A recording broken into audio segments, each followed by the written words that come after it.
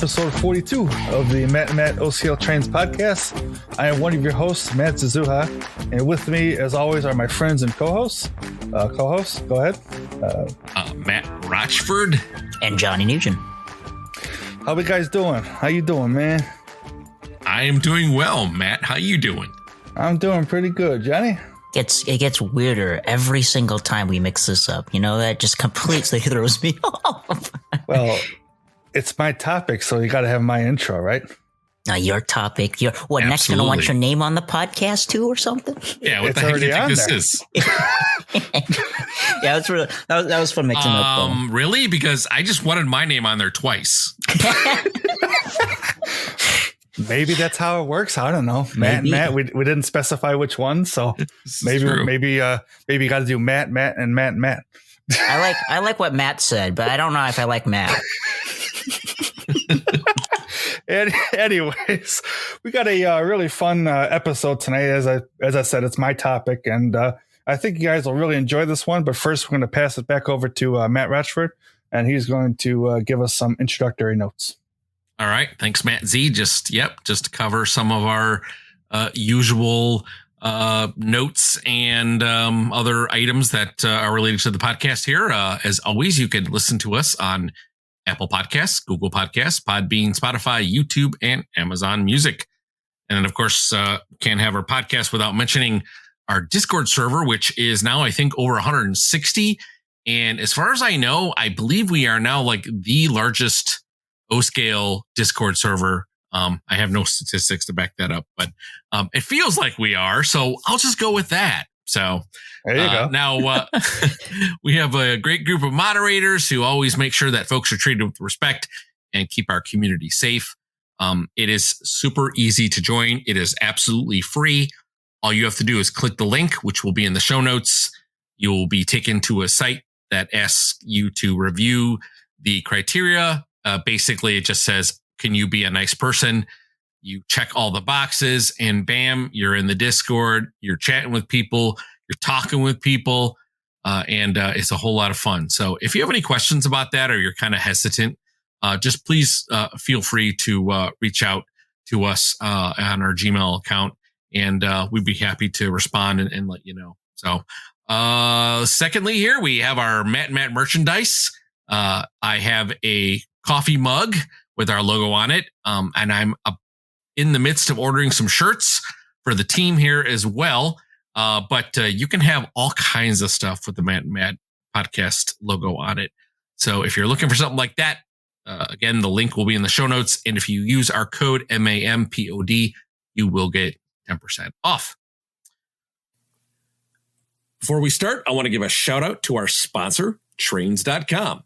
If you are looking for a great deal on used and new model railroading products and want top-notch service, then please head over to Trainz.com, where they have over 120,000 products with new ones added every day. You can also sign up for their newsletter to see newly listed and newly discounted products and receive advance notice of upcoming promotions. Now, I've been using Trainz.com myself as well as my co-hosts, and we highly recommend them to our listeners. Now, if you're like us and you're always on the lookout for your next engine, join the Trainz Rewards program to earn points on every purchase and unlock future discounts. And if you're an avid collector and want first dibs on new items, sign up for the private card membership to get early access to new listings, earn 5 points per dollar spent, and unlock great benefits like no questions asked returns. Now, guys, don't forget that you'll need parts to keep your engines and cars operating smoothly. And to do this, Trainz has a collection of 15,000 plus parts available on their website for any item you may need. And also, if you're interested in downsizing your collection or know someone who is unfortunately leaving the hobby, Trainz also buys collections. So head over to sellmytrainz.com to get a quote. And Trainz makes it easy to sell your collection. Now, if you do plan on buying from them, please use our affiliate link, which is www.trainz.com/MMOP. You can also use our unique one-time promo code MMOP for $10 off a single purchase on the Trainz.com website. So if any of you guys know me and listen to this podcast for any length of time, you know that one of my main big things I really enjoy collecting is the items of the 90s and kind of that whole history.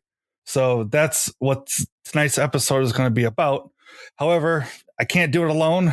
Gotta go with a good buddy of mine. So we got with us, we have Sid from Sid's Trainz. So Sid, how you doing? I'm doing good. Thank you for having me on. Yeah, you're welcome. Figured if there's a 90s guy, it's got to be you, right? So in that case, cheers and let's go. Cheers. Okay, so the way we're going to structure this episode tonight is we're going to basically do a, brief timeline as to where we were before this, the 90s time period itself, and then kind of, what this is bringing us to, like in the modern times, with the advancement in command control and sort of things like that. And then we'll talk about the significant pieces in the 90s era. And then we'll also go through, at least Sid and I will go through, and Johnny and Matt, of course, too, will, our collection of 90s items that we have. So I think this is going to be really cool. So you guys ready? Let's do it. Let's go. Yeah. Okay. All right. So we'll start off with kind of, like I said, a brief introduction. So before the 90s and really into that, let's go. We'll start with post-war because that's really when this whole thing the transition really started. So you got to think. So post-war time period around, 1945 or so was when you had Lionel making all of the items that they made. So back in the heyday, you had a bunch of your F3s, a bunch of your steamers, and all of that sort of stuff. However, in the background and more so in smaller scales like HO and such, you had companies that are making brass scale items. And so the shift after the post-war period was into the MPC period. And with this, what you had was basically the continuation of the post-war items, but you had sprinkled in there some few hidden gems that were scale or close to scale. So you had items like the Trainmaster and some of the Hudsons. And I'm sure Sid will talk about this because he has a lot of Hudsons in his collection. So he knows a lot more about this part than I do. Just a few. Mm-hmm. But so you had that, and then you get into the very late 80s. You're talking 88, 89. And that's when this whole transition really started. So Sid, if you want to grab a little information on the MPC side. Yeah, so with the MPC in mind, the best way to describe the MPC era is taking the post-war toolings and just the models and not really cheapening them up, but making them more affordable in a way, because Lionel was just in a kind of a weird spot in their history because they weren't their own company anymore. They were owned by Fundimensions.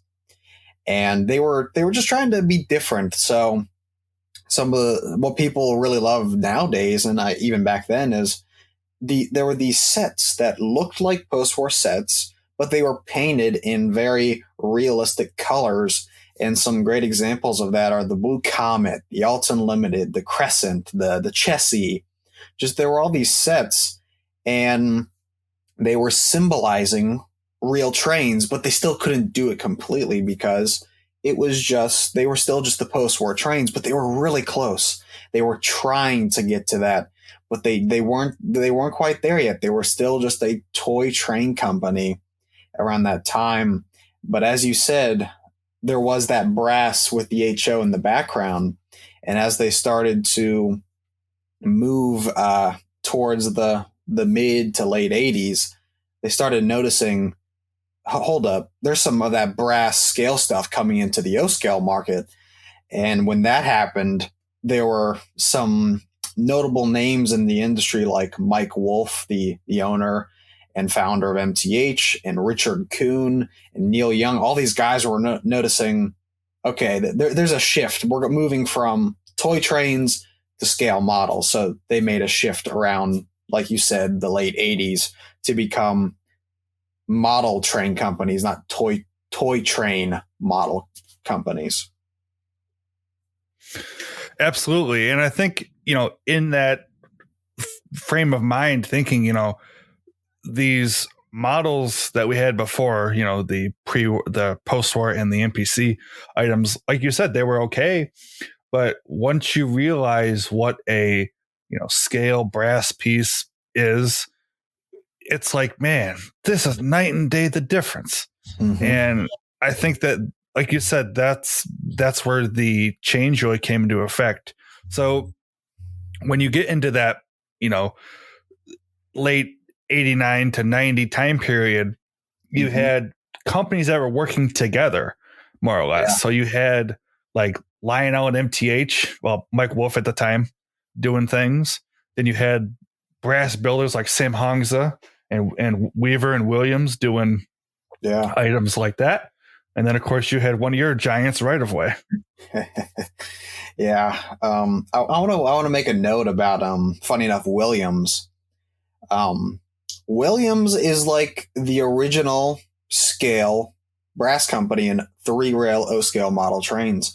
Everyone thinks that it's 3rd rail or Weaver. And while they were in it, Williams was the first to really make an impact.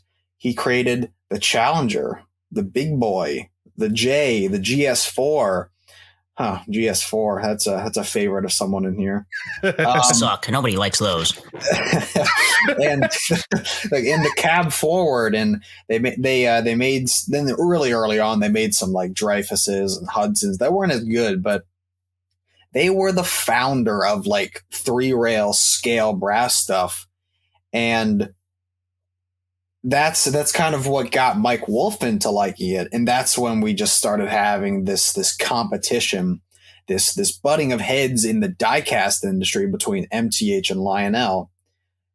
Because for those of you who don't know, Mike Wolf worked for Lionel, making the template stuff, the standard gauge and O-scale stuff. But he really wanted to do this scale stuff because he saw what Williams was doing, his former boss, Williams, and then he saw Weaver, and then 3rd rail was starting to become a thing around that time. And he was like, this is the future. This is where this hobby is going. It's not going to be toy trains anymore. It's going to be these scale models. And basically, right when like 1990 hit, that's when there was this transition in the whole industry of just model railroading in O-scale at the least, and 3-rail O-scale. It was just, let's go scale. It took Lionel a little longer than the rest, but let's go scale. Let's make the most detailed products we could by today's standard. Stuff from the 90s is not the most detailed, especially from Lionel and some early brass stuff, but that's really what they were trying to do, just create these super nice models. And like you said before, Matt, one of the first from Lionel, and one of actually really the first model ever back in 1937-ish was the scale Hudson, the J1E Hudson, or the 700E from Lionel. And in Lionel's case, they brought it back in 1990, and that kind of got the flow of things going. And from there, Lionel took off, and they started making more and more models. And as you know, Matt, I love Hudsons, and I've had and have several Hudsons, and it's really just an awesome model, and that's really what took it off for Lionel at the least. Oh yeah, without a doubt. And talking about some of the early pieces, another one that I own, this is going back a little bit to 89, was the B6. That was the reissue that they did, and I got that from you. Funny enough, so thanks. yeah. But it's like I said, to think that here we are, and really these were, I guess if you want to call it, they were the original. So I guess it makes sense to bring them back at the time, and then it just kind of revolutionized what we saw after that. So yeah, with Mike Wolf and Lionel working together, they made items like the PAs, the Shea, the Mikado, the Mohawk, and a bunch of others. Mm-hmm. And it just kind of like I said, started the ball rolling into these are scale models now. We're not doing the toy train thing as much, but it's still going on. But we're focusing on scale, and that's where our business model is going to be. Yeah, it really was that, and something that I think I'll just kind of start this, because when you think of 3-rail model train or just trains in general, you think of Lionel. So we might as well just start with Lionel if we're going to just talk about the companies around this time period, because I think we've kind of covered the history for the most part. There's always the butting of heads and things like that, but that's kind of the history. And I think if we start with Lionel, that's kind of they're like the number one 3-rail model train company. And like you just said, they started out with like 5 or so, or a few more than that, maybe just scale models that really started their trend. There was the B6, the 700E Hudson, the T1, the Reading T1, the Mohawk, the S2 turbine, the Shea, and the Mikado. And I forgot, you also said the Alco PAs. And funny enough, all of those except for the Hudson and the B6 were actually designed by Mike Wolf. And that's when he was working there. He was like, I want to make scale models, so this is going to be like my thing. And the best example of his work at Lionel is the 4501 Mikado, and also the Frisco Mikado, because they kind of look like early MTH models. They have CAN motors in them. They have QSI reverse units. Sure, they have Rail Sounds 1, but they really are like pieces of work from him in a Lionel box. And I know you own the Mikado. It's actually here and getting some work done by me. And I've owned a couple of those engines. I own the 700E, and they're all awesome models. And they just, like you said, they were the first. I have a couple engines on my wall here that are from the 90s. And I think something I can't believe we haven't said this. Something about the 90s that just makes it so good is quality. Absolutely. Quality is the big number one thing about it. Even if things aren't accurate, they have quality to them. You can always paint something. You can always add a detail, but you can almost never add build quality to something without completely modifying it. And at that point, once you've modified it, it's not a stock product. It's nowhere near stock. And it's just these engines from that time period are beefy. That's just a really good way to put it. They're beefy. They have these big motors, chassis, frame, just all of it. Really good design. And I think Lionel did a good job of that. And as they moved along through the 90s, they did a really good job. And I think probably the biggest thing that helped them was the introduction of command control.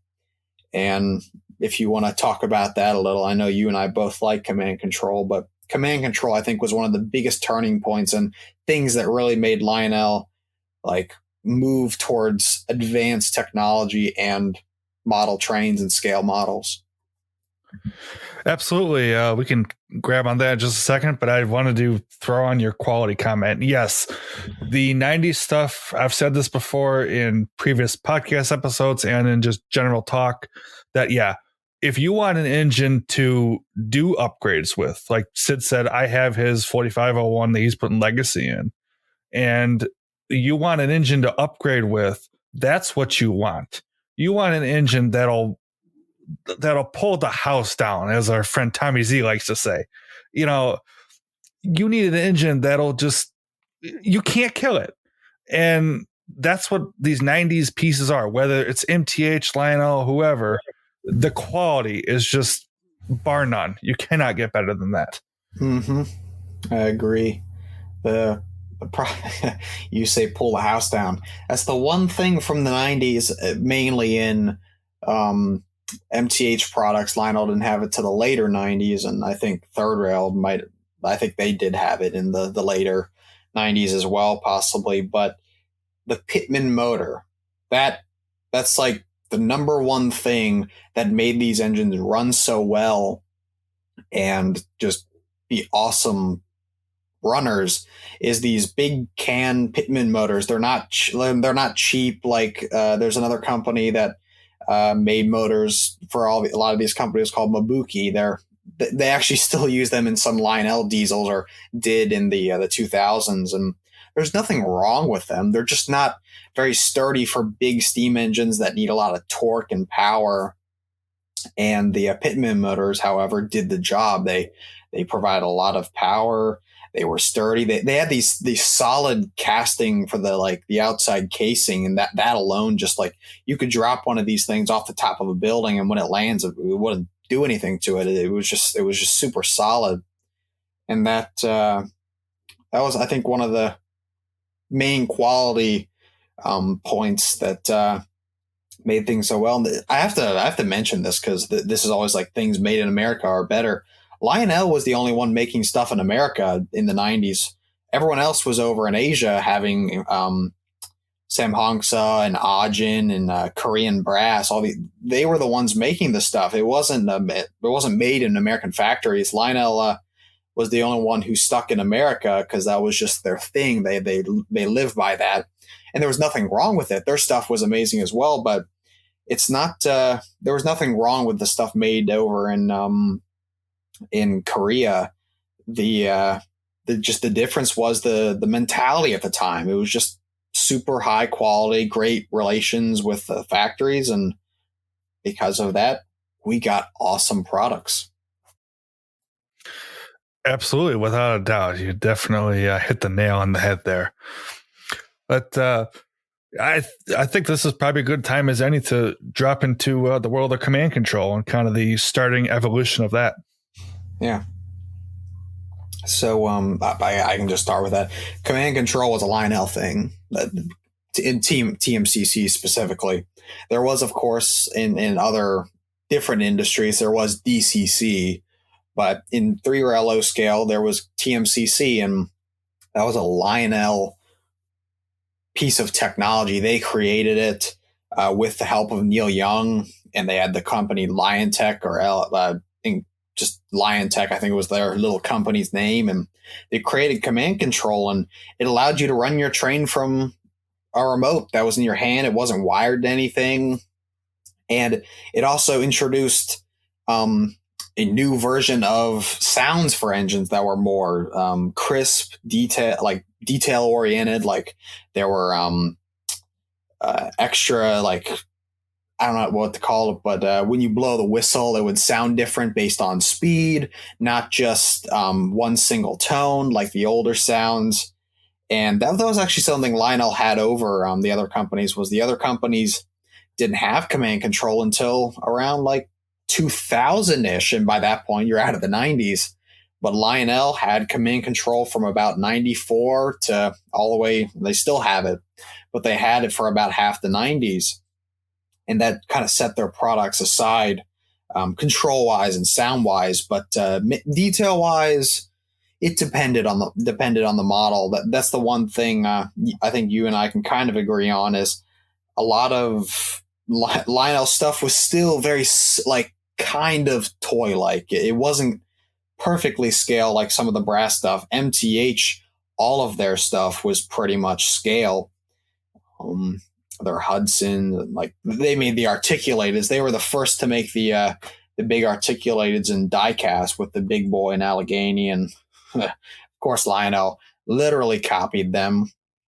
And they literally copied them. And but yeah, command control really was a revolution, and I think it got Lionel thinking more like, when you're going to be running around, around the when you're running trains around your layout, you want to allow the people to see their layouts. And if you're going to see a cool layout, it might as well be a scale train versus a toy train. And I think someone else wants to talk here. I see someone's raising their hand.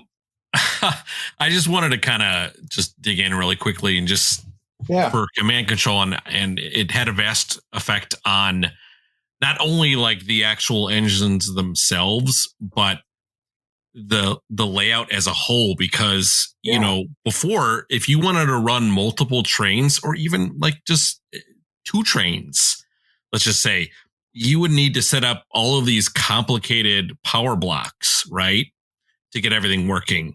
Mm-hmm. And now with command control, you don't need to set up power blocks unless you want to kind of create power segments just for protecting your trains, or just if you need to have one track be more powered than the other, or et cetera, stuff like that. But for the most part, you can basically run multiple trains. You can have trains just sitting on the track, right, in little sidings or on specific tracks, and you don't have to worry about getting power to that track, right? It's just like, that's fine. I could turn the power on, and then I can address whatever train I want to run, and I don't have to worry about the other trains, obviously if they're on the same track. But even then, you could run multiple trains with the same remote on the same track, and if you knew what you were doing, you could run them all day long and not have to worry about having accidents and stuff like that. Oh yeah, I agree with that. I forgot the exact wording, but it was like in one of the TMCC kind of like ad videos or something. It was basically like you can basically become part, like be in your layout. You don't have to be like just standing on one side. You can walk around. You can like get down low and see these cool shots of the trains running. And yeah, like you said, that would make you want to change your layout, because lots of the time people would design their layouts with like, just like, you're standing here, I want to be able to see everything. But if you can walk around, then why don't you make it so you see cool things when you walk around, not just in one spot? And I definitely, as a younger kid, I enjoyed having that capability of putting a remote in my hand and just being able to walk around and just see the trains running by. Kind of piggybacking off of what Sid said there, in terms of the command control aspect, it really is liberating to be able to walk alongside with your engine and to just be able to really immerse yourself in your own layout.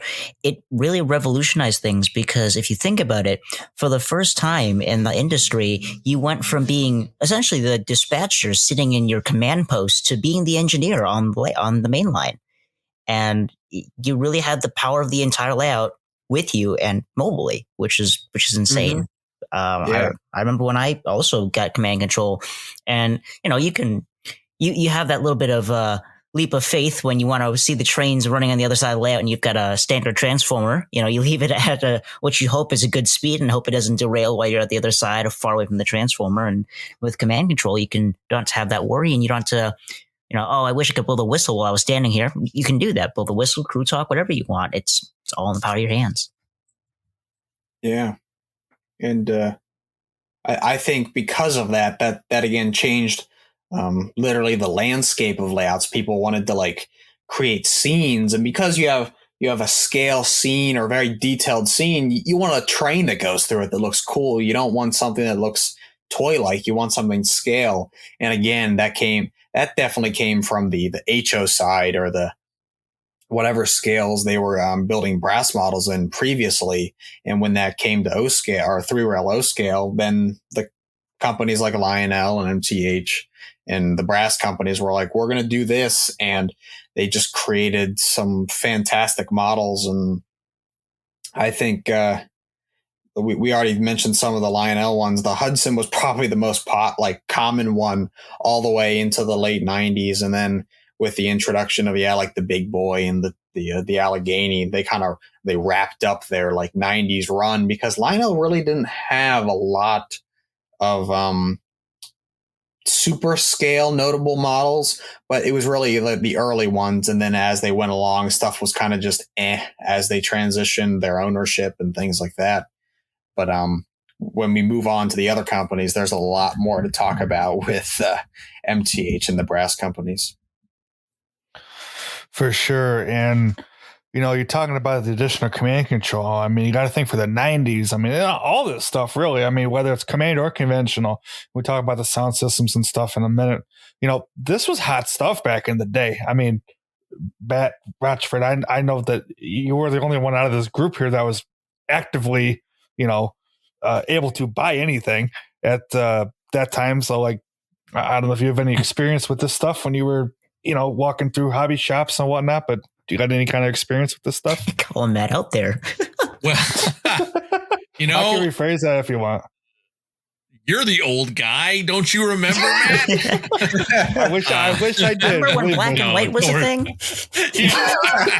Did they have cars when you were a kid? It's funny you say that, because when I was in my 20s, which would have been in the 90s, which is, late 90s, which is when Team CC or Command Control was around, unfortunately, I had kind of moved away from model railroading. I was in it like in the early 90s it's kind of strange. I think I was in it until right about where Command Control started. And obviously I didn't really look into it, but because I was still doing, I had my transform right, pull the handle, train moves around. That was fine for me.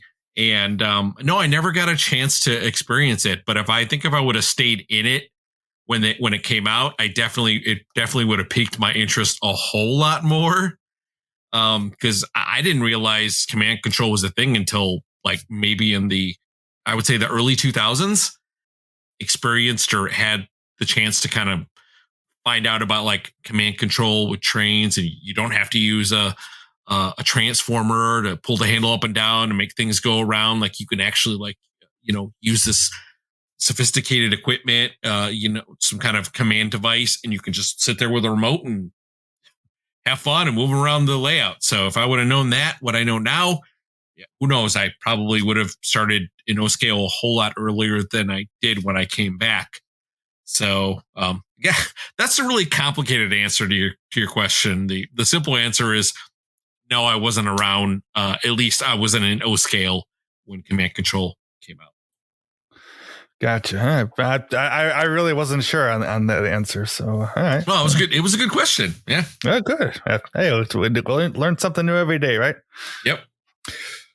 So, but so with Lionel, you had their Command Control, and I think maybe at this point, I feel like maybe this was the start of their kind of innovative business model, if that makes any sense. Like, back in the 90s, everybody else was conventional, and we'll talk about this more in a second. But it seems like Lionel was just really on the ball with innovating. And Sid, what do you think on that? Yeah, I agree that Lionel's their thing nowadays is Vision Line. That Vision Line was created in the late to mid 2000s to create brand new models with the most high tech features and smoke and sounds and lighting possible. And in the 90s, they didn't have crazy smoke or any kind of crazy lighting features, but they did have sounds. They went from Rail Sounds 1 to 2 to technically 3, also 2.5. I totally forgot there's 2.5. There was Rail Sounds 3 and then into Rail Sounds 4. So that's a whole technically 4 generations, 5-ish generations of sounds. And that was just them trying to move along, make the sounds crisper, add more sounds, crew talk sounds, basically just adding more space and I guess time to their sound chips so they could fit more on it. And they also like introduced in the later years, they had the fan driven smoke, which was like a big upgrade over the old puffer style from like the post-war era. And they had some kind of cool lighting features with some ditch lights in some of the diesels, but that's about it with lighting features. But I do agree, it was a time for Lionel to innovate, and they kept that kind of business model going through the whole 90s. And that's basically their, I don't know if it's really their business model now. It's more of, it's like a feature of their products. It's just them being the best technology wise with the most scale detailed products.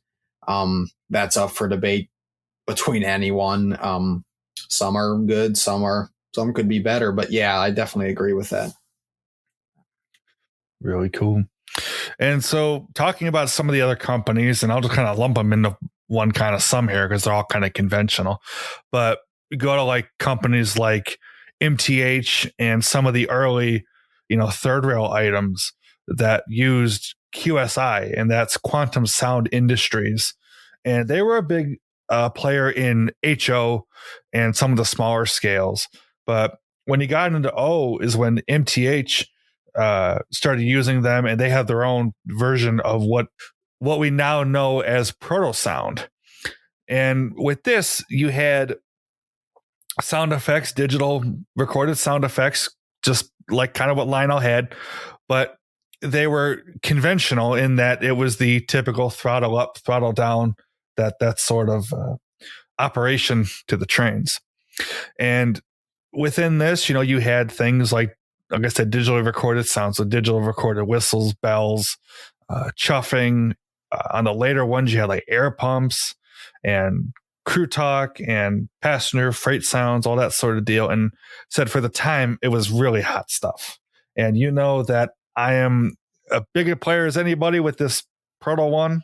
So this stuff is just nostalgia is all get out for me. And I love it.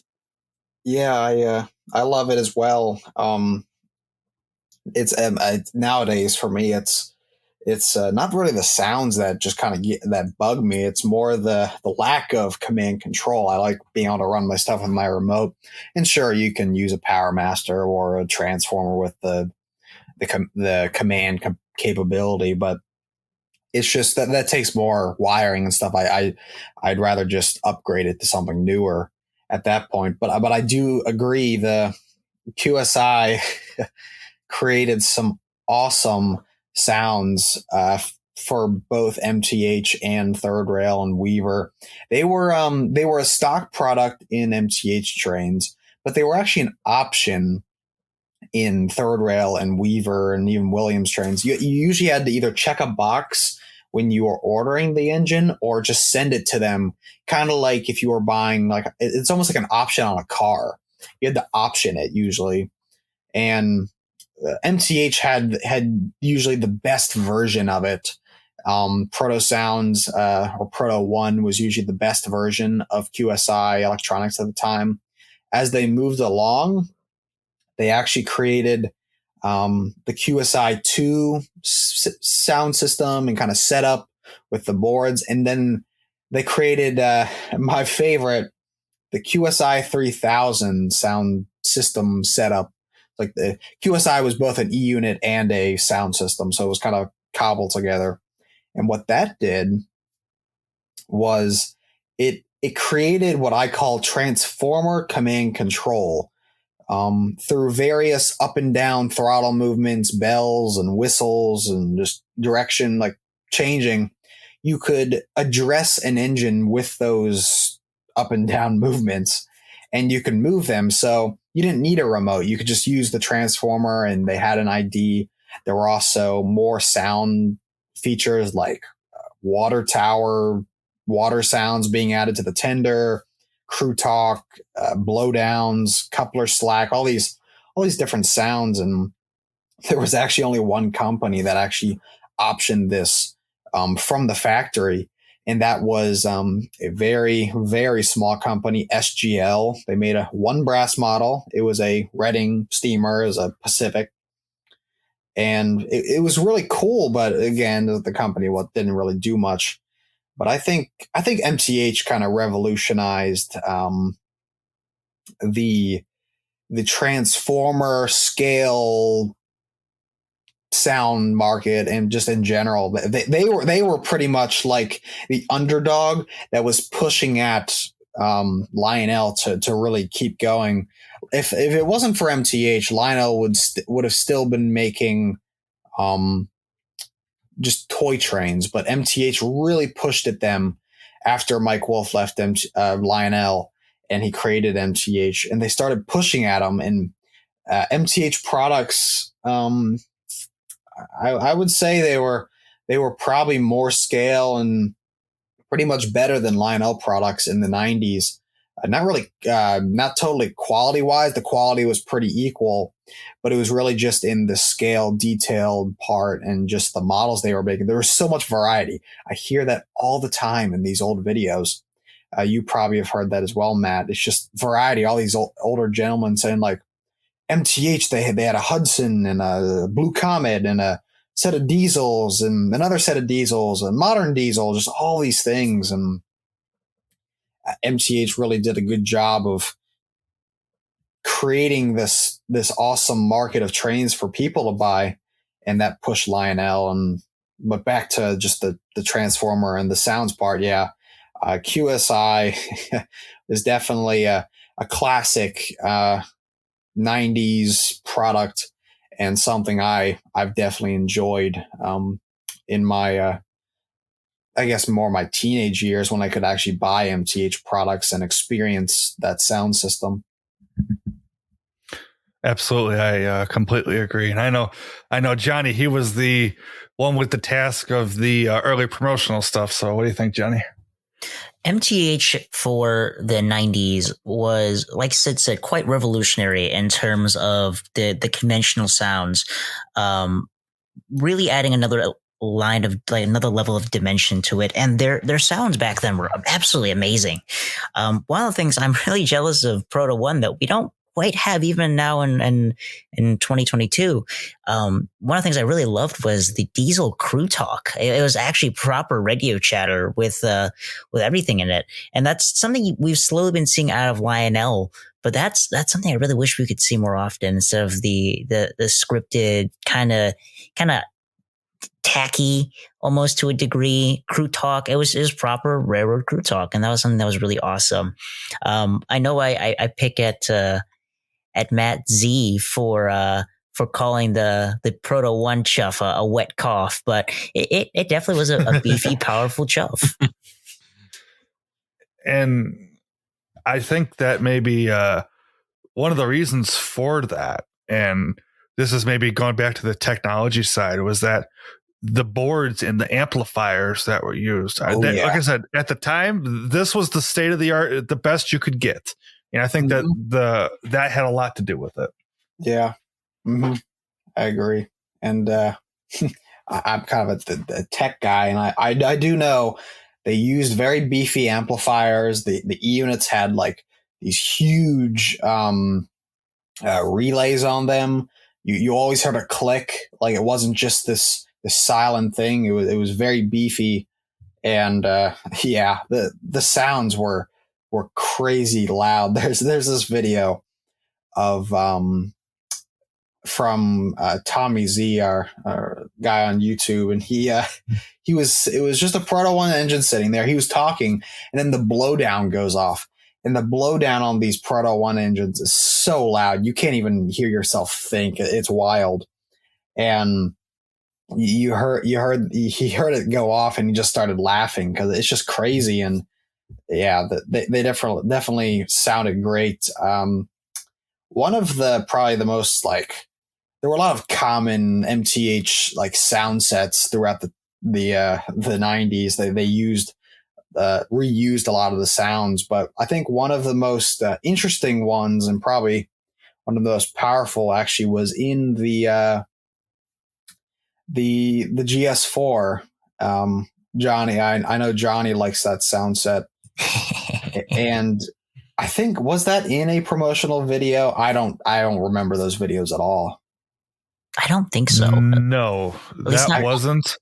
Yeah, but I do remember that our buddy Tim, Jack Wheelhand, he had the part of the task was him actually doing the sounds for that engine. So if you listen to that specific engine, the sounds that are in it are directly from the 4449. And I believe that was the only engine from the time that they actually used full-on recordings from an engine, I think.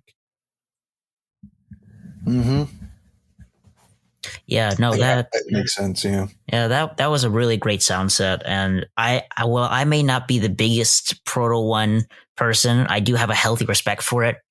Well, maybe I've been conditioned to like it. Maybe it's Stockholm syndrome because I've been friends with Matt Z for so long. But but the GS4 sounds that they used in that engine is absolutely amazing. I still think, hands down, it's got one of the best whistles for that engine in O scale. Nothing's quite been as close to that as maybe maybe the Proto 3 that came out not too long ago. But yeah, it's absolutely amazing. And the bell's accurate, the whistle's accurate, and the fact that you have the way that the sound clip works is that it, instead of just starting at like a high tone or a mid tone, like all MTH standard whistles did at the time, or now they do now, it went from a low tone to the high tone. There was a quill at the very beginning of it, which you don't get from any of the other daylight whistles in O scale, which is something I'm very envious of the Proto One. And while I kind of touching base on what Sid said earlier, they're very sturdy upgrade platforms. And I think what, Sid, I've got like 2 Proto One daylights that we've upgraded or worked on. Yeah, you got 2 of them, and they were both just original Proto Ones. Funny enough, both just gutted, but they're very good platforms. Back just quality products and just awesome. Matt Z and I use this word all the time, nostalgia. He and I both.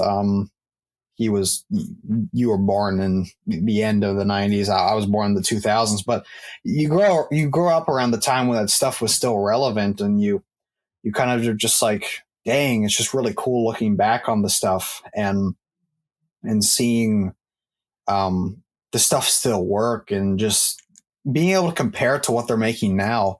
The stuff now is definitely more scale. Literally, we're talking about like 90s was all about scale.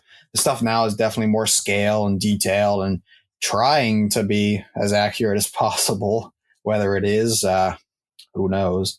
But the stuff from that time period, just it has just this quality to it that just, at least for me, is just rubbed me away, where I love it. Even if I buy the newest stuff in the world, I will always go back to just loving that stuff. And that's the stuff that will outlive what is being made now. Without a doubt. Matt, you got something to say? Yeah, something that Sid had stated about just kind of how that older technology and those older models just have that kind of something about them. And when I first got back into O scale again, it was all about getting the new thing, right? Like, I want to get this new engine. This new engine's coming out. And I've seen kind of a shift lately, a paradigm shift, let's just throw really fun words in there, that I'm starting to phase away, or I shouldn't say phase, but move away from new stuff and really go for that older stuff. And I don't know what it is as well, because I'm a huge fan of Team CC. And I especially from the 2000 era. But I find myself lately really just buying older stuff and not buying new stuff. And I'm not saying that there isn't good new stuff out there. It just seems like there's a lot more for me out there in the kind of older engines that were out in the 2000s or late 90s than there are new stuff now. So that's just my opinion. Mm-hmm. I agree. Yeah, Johnny, go ahead. Kind of going off of what Sid said about the whole nostalgia aspect. I think a lot of us who grew up around the early 2000s or like the 90s, one of the biggest parts, and it'd be I would never let myself live this down if I never mentioned it. TM books and videos was definitely a big part of that. A lot of us grew up watching things like I Love Toy Trains, and I'm pretty sure they would try to cram in as many Proto One sound effects in there as humanly possible, or as many early Lionel sound effects. Whether you knew it or not, you were conditioned to like those sounds. Which I remember when I started to get more into Trainz and get to talk to you guys, I never knew those sound clips were actually Proto One. I just thought they were generic, sounds that just dubbed in to fit in. But no, they were amazing, and they definitely lent to wanting that imagination that you have of a big, powerful engine roaring by, and it just made it even cooler. But yeah, you can't be someone who grew up on TM books and videos and not have at least a little bit of nostalgia towards that stuff. Oh God, yeah. I mean, and I was going to mention that too with the a lot of these early, promotional stuff, whether it's MTH or even like, some of the 90s videos like the Great Layout Adventures and, the TM stuff. I mean, like I watched I Love Toy Trains not too long ago, the whole thing. And it was funny. I was listening to the clips and I'm like, oh, I know what that's from. And oh, here's the whistle from my Hudson or Burke or whatever it is. It's like, it's so cool to like be able to actually put those clips with an engine now. I think that's just really cool. And like I said, the nostalgia is just there in leaps and bounds. I mean, it's crazy. Yeah, like, I mean, heck, here's an example of me having the nostalgia from those videos is when we went to York this year, one of the earlier episodes of I Love Toy Trains is they'd have the Noma talking station sound clips in there all the time. And back when I was a kid, I loved that so much. I tried to I kept copying the announcements and I would annoy my mother with it all the time. So it's definitely nostalgia for me. So when I was at York, I bought one of those digital boards that you would put as a replacement for the old record players in those. And I know, Matt, you and I have the same idea if we want to mount that as a push button somewhere in our layout, just so we can have a little bbit of nostalgia, just a button push away. Absolutely, without a doubt. I want to say one thing that just this came to mind. I'm currently working on installing newer electronics in an old 90s model from MTH. And that model is awesome. I used to own one. I just had a lot of things to deal with at one time, and have been moving away from some conventional things.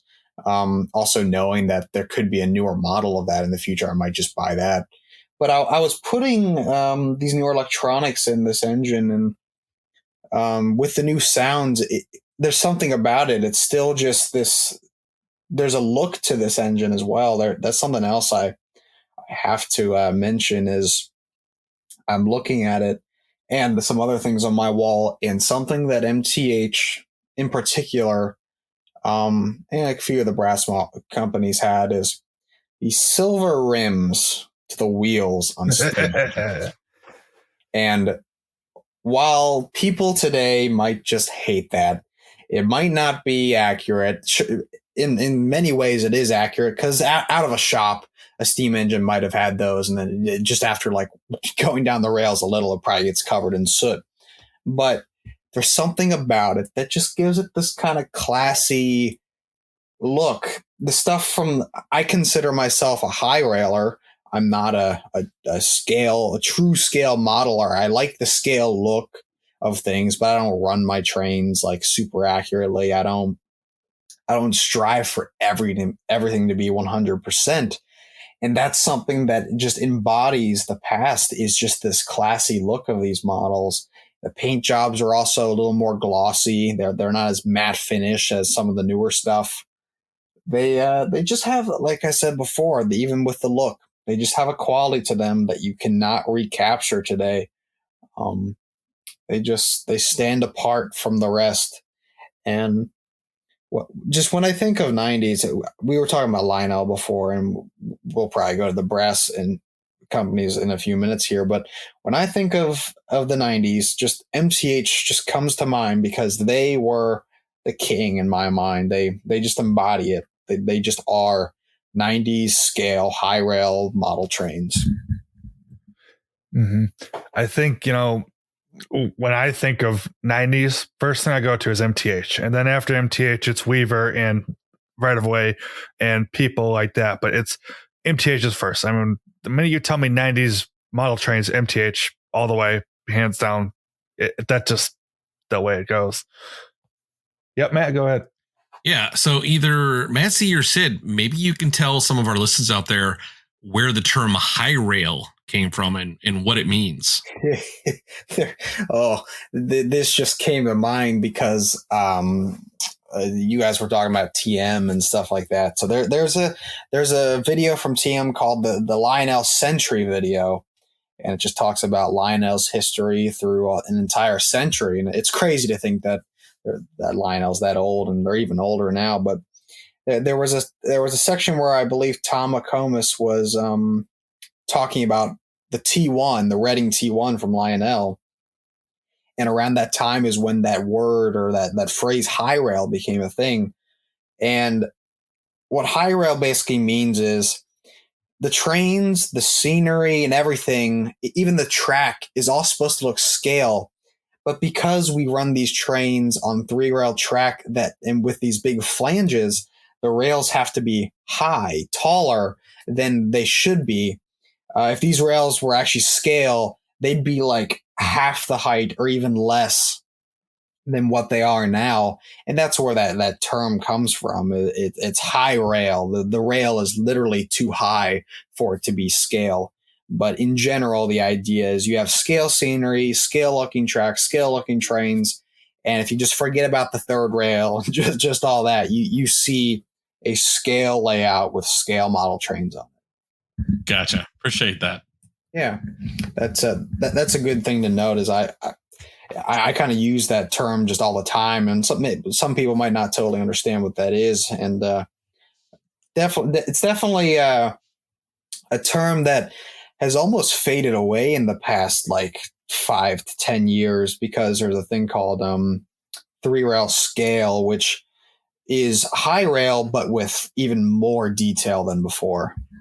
Yeah, and I think MTH probably used the term high rail more than anybody. I actually don't even remember if Lionel even used that terminology or not. I don't think so. I think you are right, because MTH would use that in their product description. It's either a high rail version or a scale wheel version. The scale wheel version was for the 2-rail track, while high rail was for the 3-rail. I know. I remember that. I remember looking at, getting back in and then looking at MTH's product page and being like, high rail, is that me? Like, am I high rail? Like, I'm not scale. I must be high rail. Yeah, I think that when you were given that definition, Sid, the only thing I could think of is the Great Layout MTH Great Layout video with Tony Lash and the narrator talking about that. It was replaying in my head as you were saying it.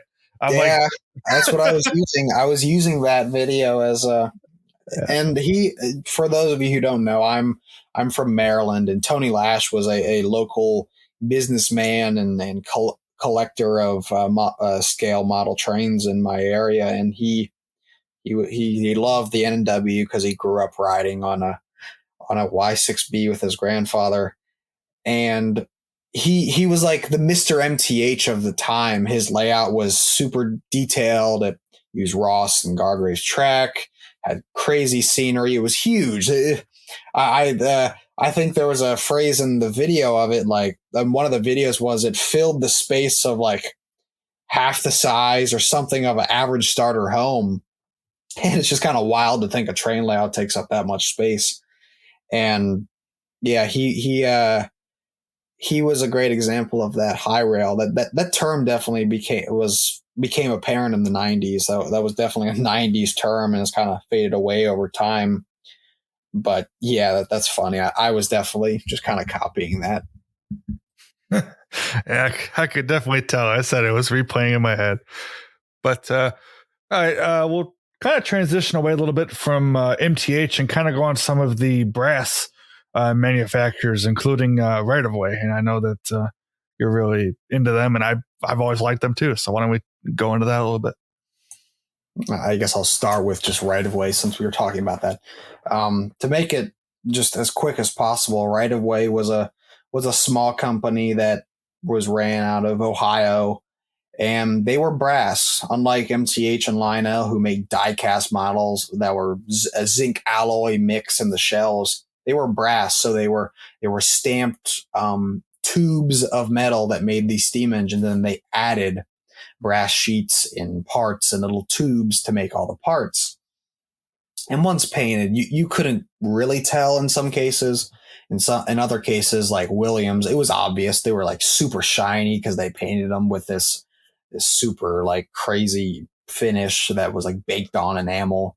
But Right of Way was like almost even in a way more revolutionary than MTH and Lionel in the sounds department and just technology and models in general. They created a line called scale plate models, and they recorded their own sounds of real whistles. That was like the one thing they got down. They recorded real whistles in the mountains of Ohio or I believe even on the Western Maryland Railroad and maybe the Cass Scenic at the time. I don't even know if the Cass Scenic was a thing. But they recorded real whistles, and the whistles, based on the feedback on one of my engines, people, they sound about as real as you can get. They're very old. There's a lot of static and stuff like that. But they were really advanced, and I open them up and I see these big sound chips and things like that. And they had constant voltage lighting. They had smoke units. They had 4 chuffs. They were the first company to put 4 chuffs in an engine from the factory. No one else had done it, but they put 4 chuffs, and they knew that was right. And they were just trying to create the most highly detailed models for the time. Sadly, due to some weird financial decisions, the company kind of went belly up and it just went out of business. But they really made an impact on the industry, and they were pushing some of the technology with the sounds and the detailing. They created scale models, true scale models, with the detailing and the great paint jobs and all of that way before anyone else really. Sure, Williams had made the scale stuff before, but right away added the more detailing and the sounds from the factory. And the one kind of funny part about their products with the scale plate is they could all run on like 4254 track. And with the articulated, it was like Lion Master, where both sets of drivers articulated. So Lionel was not the creator of that idea. They definitely got that idea that idea originally came from Right of Way. And just through the early 90s, Right of Way made this stuff. And around the mid 90s, they kind of just went belly up. And I'm waiting for someone to mention a certain engine. I've talked about this one engine forever. And it's finally sitting on my wall. It was my holy grail item. I could never find one that wasn't either dropped off a table or just was actually nice. So I now own it, and it's a C&O engine. It's a Berkshire, but it's a Kanawha. It's a C&O Kanawha. It's not like 765 or like 1225 where they're this I believe a Lima Burke. They were different. They had this really funky pilot with the headlight down low. The sand dome and the steam dome were flip flopped on top, and they just looked really mean. And that they were named after a river. And they were just really cool. And Right of Way made a model of it, and the whistle in it sounds like a true C&O whistle in the mountains of like Ohio or Maryland or wherever the heck it is. It just sounds really cool. And that model kind of, when I first saw it in a picture a long time ago, it just kind of hit me. And I was like, this might not be the nicest, best built model in the world, but it is just cool. It just rubbed me. And I was just like, I have to have this. The Kanawha. It's just an awesome engine. Right of Way did a good job with that model. And they did a good job with everything. But enough of me rambling on about Right of Way. I'm like Mr. Right of Way. I love that company to death. When you first showed that Right of Way Kanawha and you played the whistle, I mean, that whistle screams. I mean, that thing is fantastic all the way. It's almost like where was this, and where's this in the modern stuff? You know what I mean? It's like, yeah, just fantastic all the way. Yeah, I love that model to death. All right, so with some of the other brass companies, I'll just kind of summarize this here. We have companies like Weaver and, like we said earlier, Williams, and they were, again, making brass items. And like we said, for the time, they were just fantastic and really revolutionary. But real quick, I want to put this in here, and then we'll kind of start wrapping this thing up. But in the 90s, we had another revolution, more specifically with MTH. And it's a little thing that us guys on the podcast like to talk about. I think it's a Subway. Is that what it is? Matt, help me out. Yeah, it's a Subway.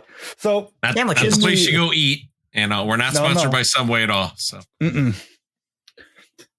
But, not interested. We are sponsored by our own Subways that we run on our layout. There you go. Yeah, you could buy them from Trainz if you'd like. That's Trainz with a Z. They have Subways. Yes, very true. Absolutely, they do. Subways. I thought that was just a bunch of runaway coaches. Well, maybe they are. I don't know. But in any event, so in the 90s, this is the later 90s. This is like 1998, 99, in that range. We had MTH that came out with not only subways, but also streetcars and trolleys. And what was nice about these was, for the time, they did the Chicago subway set, which I know Johnny, one of your buddies, has, and I'm jealous of him for it. But they made that. For the New York guys, they made the R42 subway set, which, as nice as that one is, it's beautiful. The only problem with it, it's too short. The prototype R42 was actually the BMT series cars, whereas the model is the IND, or the smaller series cars. So it's a BMT shell on an IRT frame, so it's a little short. But in any event, the point I'm getting at was they had station sound effects in them. And what these did was, when you pressed and held the bell button, and you would hear the conductor making actual station stops. And when you stopped it, the doors opened on whatever piece it is, subway, trolley, whatever. The doors open, you heard passengers getting on and off. You know, the doors would close and the item would start right back up again. And it was kind of the beginning of the feature now known as auto mode that are in the later model items from MTH with their newer Proto Sound 2 and Proto Sound 3 electronics. So it was really kind of cool to know that was the start of this whole, subway style passenger sound, was with the 90s stuff, which is pretty cool. So what we're going to do real fast, and then we're going to start wrapping this up, is I just want to highlight some items in our personal collection. And so Sid and I and Matt and Johnny, we can all talk about this. So I'll let Sid start. Okay. So currently, I used to own a lot more than, well, I kind of still own the same amount, but I've exchanged and got rid of some items. But I'd say the highlight of my 90s collection, especially when I think of MTH, is I have the Proto Sound 1 Blue Comet set. It's a gorgeous passenger set.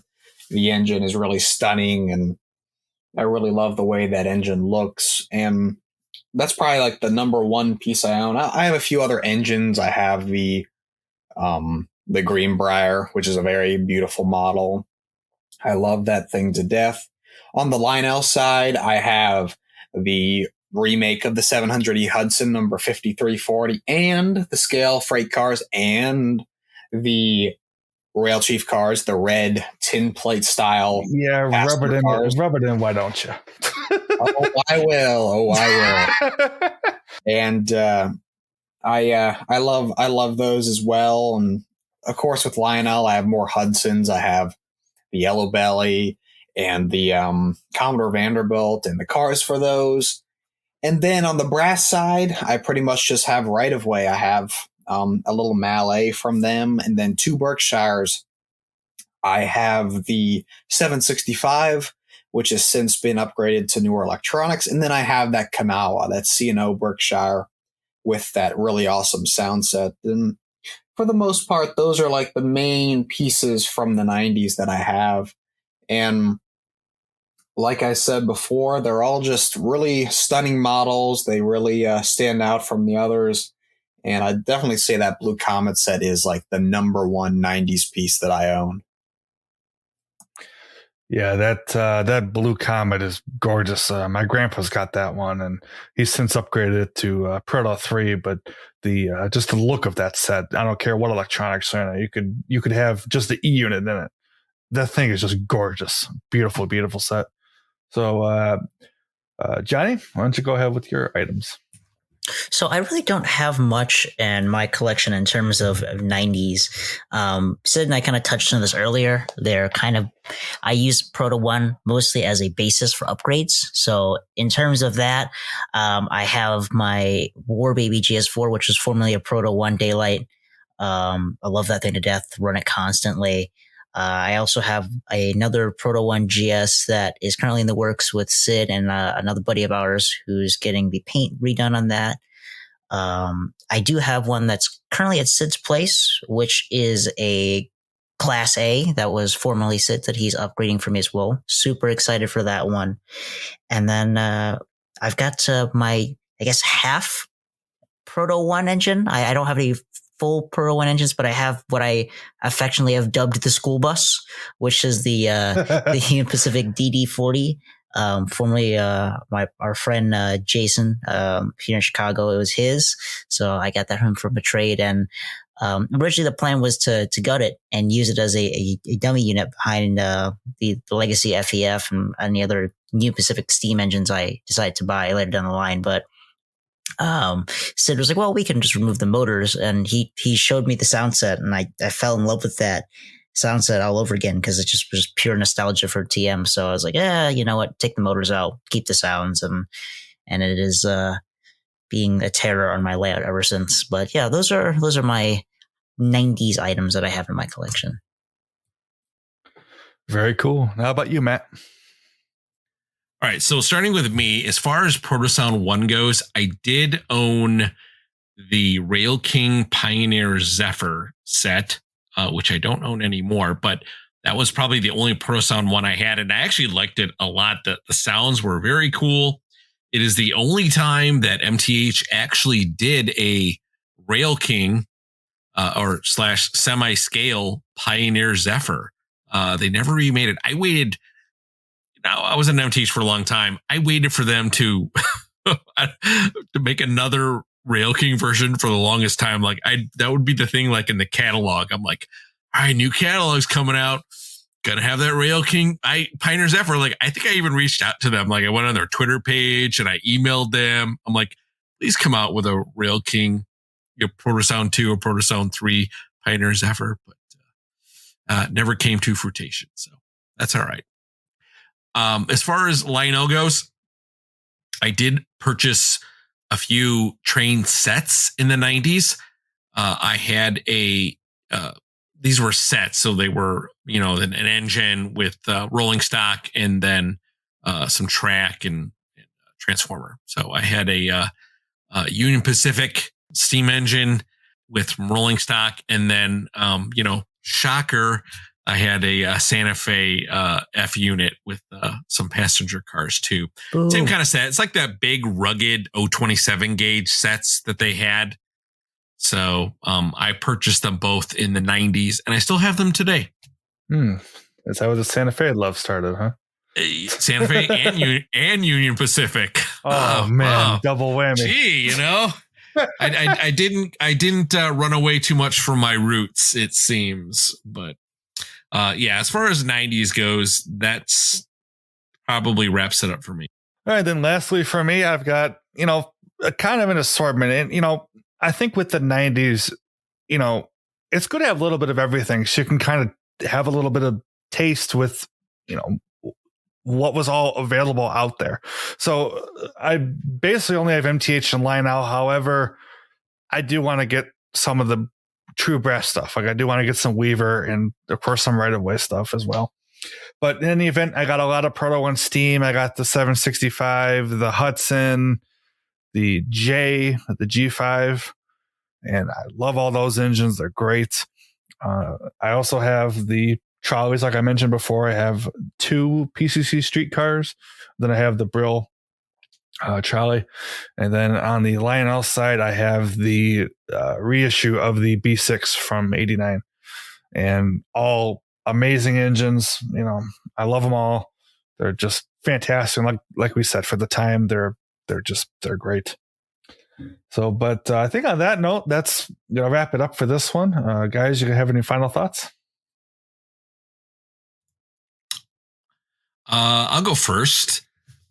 This was a fantastic episode. I really liked you guys kind of like talking about Proto Sound 1 and the late 90s and how it affected MTH and how that had a drastic effect on the future of model railroading and the kind of the avenues that it went down. You guys obviously have more knowledge than me on this. Again, from what I said before, I don't have that many 90s pieces. However, I am a big fan of MTH, and I've watched plenty of videos from you, Matt, and you, Sid, and I just love your Proto Sound 1 videos. Like, I'm impressed. Like, I think I was really impressed with your Blue Comet, Sid, when it was when you had a video on it. I was like, wait, wow, that's Proto Sound 1? I'm like, and not just the sounds, but even the performance of how it ran. Yeah. Like, I was like super impressed. I'm like, that looks really good. That sounds really good. Like, I would, if I didn't know, I would have guessed that was like Proto Sound 2. Yeah. So that's the kind of effect it had on me. So yeah, just really, really impressed with I like kind of all anything really, but that older 90s kind of early 2000s stuff, man, that is definitely the era for me. Yeah, no, it was a great episode. I really enjoyed hearing you guys go through the history, kind of just parroting what Matt just said here. It's a very important part of the history for O-Scale, and we would not be anywhere close to where we are now without the technology advances and for the push for scale. We owe a lot to that, and the more, as you guys already know, the more I've talked to you, Matt, and to you, Sid, that I've developed a love and appreciation for that period. And maybe, who knows, maybe I'll add some more 90s to my collection. I know Matt Z will pressure me into it at some point, and if not, Sid, I know your technological abilities will probably lure me into doing so eventually. Yeah, I enjoyed this. Thank you guys for having me on, and I've been on here before and for my little interview, but yeah, I enjoyed this. I personally am an advocate for stuff from the 90s. I don't, for a little while, I would say like, sure, Proto 1 is the best. It's not really, here's really the thing that it comes down to for anyone. The stuff is not good because of the technology in it now. That's not why it's great. That's just like an extra like tidbit or feature for us who just want to like go back in time and just kind of relax and just understand what it was like. What it's all about now is just the quality. A proto. I keep using this kind of statement. I tell people, like, hold one thing and another thing in another hand. Like, hold two engines in your hands and then drop them both and see which one survives.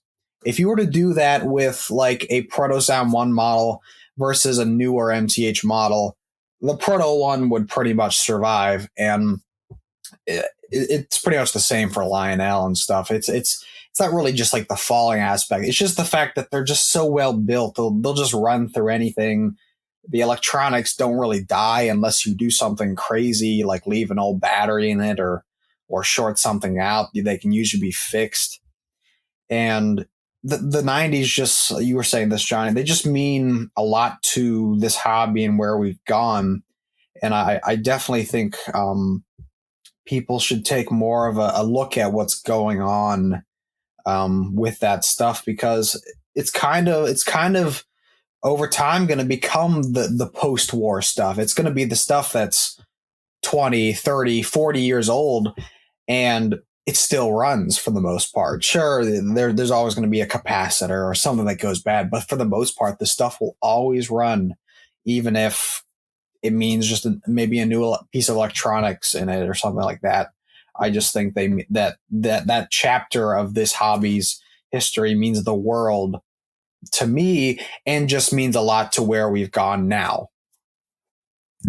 The Matt and Matt O-Scale podcast would like to remind this is not actually an advice to drop both your engines on the floor. This is just meant as an example.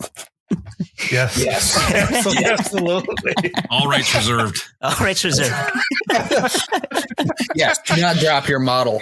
I use that as an example for quality versus not so good quality. All right, so yeah, I completely agree with this whole 90s thing. It really is, the second renaissance, as we like to say, of the train hobby, looking at the scale items and thinking, this has paved the way for the last 20, 30 years of what we've been seeing. I think that is just remarkable. And Johnny, we're going to get you a stock Proto 1 GS and you're not touching it. I'm going to hold you to that. But you can't stop me. Oh, sure I can. What if I buy one? You can't stop me. Sid and I will find a way. I'll paint the top of the Pilot black. You can make any detail changes to it. You just gotta leave the sounds. That's all I ask. We'll see. But in any event, Sid, I really want to thank you for coming on tonight. This 90s thing, I couldn't think of a better guy to give him a call than you. But thank you.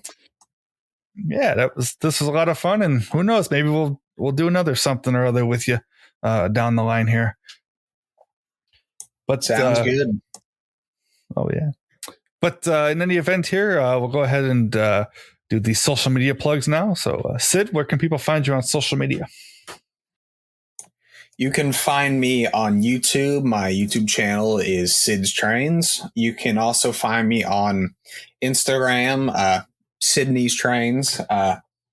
And then if you're ever looking for me on the OGR forum, if you're on there, just Sid's Trainz as well.